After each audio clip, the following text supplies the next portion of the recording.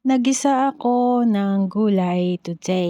Ayan, ito yung gulay na niluto ko po sa aking mga amo. May hipon at tofu fok, snow beans, mushroom. Ayan, yung ating niluto today. Let's start to cook.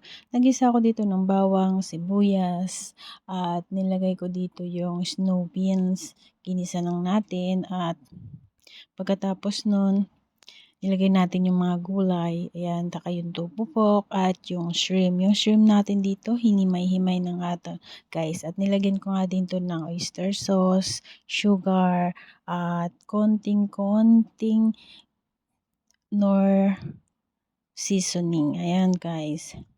Para medyo may lasa ng konti. At saka paminta. Ayan. Yung paminta natin dito ginamit ay durog. Ayan, luto na po ang ating gulay. Ayan, ibabrush lang po natin yung ating snow beans. Ayan, yung snow beans natin dito ay konting-konting blush. Tapos yung ating nilagay na carrots at saka po yung mushroom. Yung mushroom dito, yung enoki na medyo malalaki yung ginamit ko dito. Ayan, kinakain kasi ito ng alaga ko. Tapos nagluto din ako dito ng pork chop.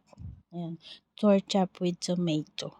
Ito yung mga niluto ko today, ang pang dinner. And then, kain na po tayo.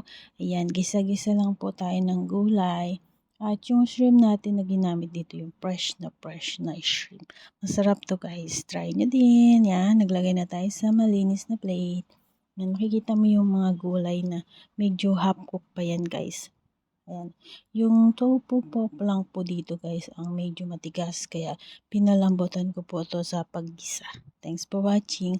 Paki-comment naman po kung hanggang saan nakarating ang aking video na ito. And then maraming salamat po and God bless po sa inyong lahat. Thank you. God bless. Bye-bye. Miss ayusin mo here. Thanks for watching. Mama Chup Chup. Ayan.